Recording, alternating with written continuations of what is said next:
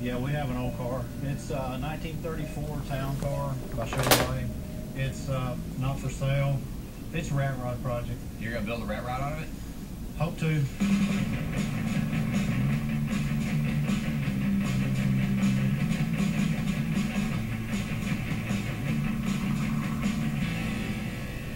What's up with it? Well, my little rockabilly rat rod made it onto the TV show American Pickers, and that little snippet I showed at the beginning was not very good video quality, but it's how that came about that I got that piece was a friend of my son was watching that, and he caught it or recorded it, I guess, maybe, and he recorded that little clip on his cell phone. You know how these kids are with their phones, and they can do everything with a cell phone, and he recorded that and then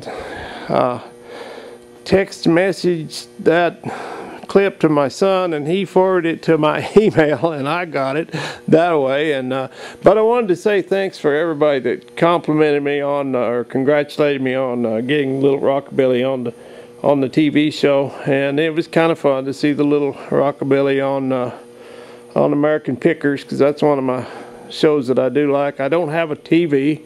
I just watch what I want to on the internet. Usually any TV show that I want to see, it will be on the next night anyway, so I don't miss television. But I drove this thing to town earlier today, and I went down to the grocery store, and when I came out, there was a bunch of people standing around this thing wanting to take pictures and this and that. And one guy mentioned that I needed little rain caps, and a lot of YouTube commenters have mentioned that they kind of miss the rain cap, and you know, I could put them back on. There's enough room I could put them on there sideways, and the counterweight would be out here or over on the other side, one way or the other.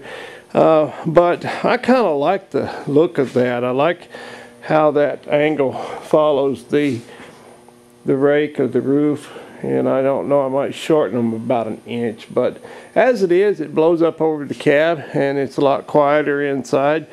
But my neighbor called me, said he was at a softball game, his grandkids, and he heard me go by. He said it sounded really good, and so I'm probably going to leave it like that for a while. But one thing I'm about to do here is I noticed that one of my signal lights is one of the welds has come loose, and one of the joints right there, I can see it working, and this thing flops around a bit as you're going down the road. So I'm getting ready to weld that up, and this one over here is nice and solid. It doesn't move at all. Oh, you know, always a little maintenance going on. But I was looking for a license plate for this thing, and I was not able to find a Washington 1932 license plate. I mean, the ones I found, they wanted like $400 for the pair. I wasn't going to go that route. So my friend Invisible Bob and I were back at that 100-car pile-up and had a huge swap meet, and he said, well, there's your license plate. Of course, it said Illinois 32. And you know, back in this era, a lot of times what they did was made a little metal tab, or that covered the year, and then there'd be a couple little slots in here with little tabs that stick through there, and you just bend them down on there, and that's how you change your year. Well, I did the same thing, only I did it with the state. So I cut this out of a Washington license plate, and I painted it up yeller, like to go along with the yeller I got on the thing, and it was kind of rustic and rusty looking anyway, but it was the right colors.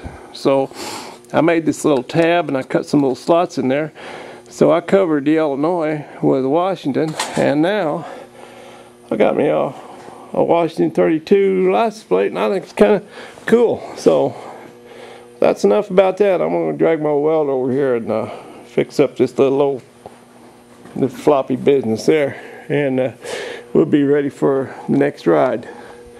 Thanks, y'all, and thanks again, everybody, for acknowledging that they got to see the old rat on TV. So I appreciate all of you watching and commenting. See you later. Thanks. Bye.